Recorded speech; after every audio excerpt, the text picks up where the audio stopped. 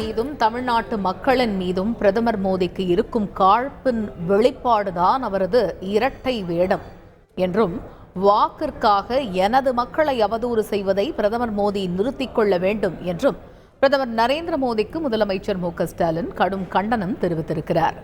இதுகுறித்த முழு விவரங்களை அறிவோம். எமது செய்தியாளர் பாஸ்கர் இணைகிறார். பாஸ்கர், வணக்கம். முதலமைச்சர் ஸ்டாலினுடைய கண்டன அறிக்கை சொல்வது என்ன?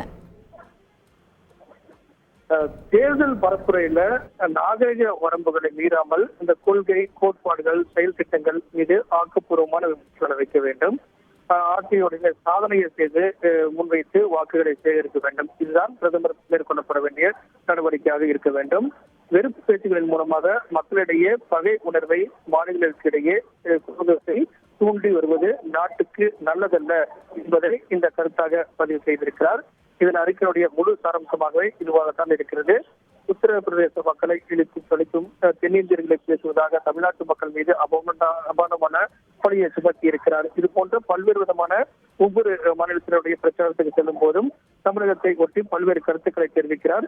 ஒடிசா மாநிலத்தை தேர்தல் பரப்புரையில கூட பேசிய பிரதமர் அவர்கள் ஜெகநாதர் ஆலயத்தினுடைய அந்த சிலைகள் எல்லாம் கூட தமிழகத்தில் இருப்பதாகவும் இது போன்ற கருத்துக்கள் எல்லாம் தெரிவித்திருக்கிறார். ஜெகநாதர் மீது அளவற்ற பக்தி கொண்ட ஒடிசா மக்களை தமிழ்நாட்டு மக்களுக்கு எதிராக தூண்டும் பேச்சாக இது இருக்கிறது. இது போல பல்வேறு கருத்துக்கள் தொடர்ந்து வைக்கப்படுகிறது. இது நல்லதல்ல.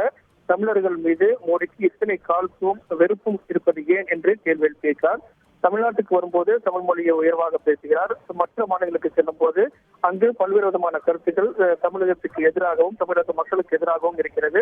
குறிப்பாக ராஜஸ்தான், மத்திய பிரதேசம், உத்தரப்பிரதேசம், ஒடிசா போன்ற மாநிலங்களில் வாக்கு சேகரிக்கும் போது தமிழ்நாட்டு மக்களை பல்வேறு கருத்துக்களாக அவர் பதிவு செய்வது, இழுக்கும் இரட்டை வேடம் போன்ற கருத்துக்களை முன்வைத்து பேசுவது நல்லதல்ல. வாக்குக்காக தமிழ்நாட்டையும் தமிழக மக்களையும் அவதூறு செய்வதை பிரதமர் அவர்கள் நிறுத்திக் கொள்ள வேண்டும் அப்படிங்கிறதா திமுக தலைவரும் தமிழக முதலமைச்சருமான மு.க.ஸ்டாலினுடைய இந்த அறிக்கையினுடைய முழு சாராம்சமாக உள்ளது. விரிவான தகவல்களுக்கு நன்றி பாஸ்கர்.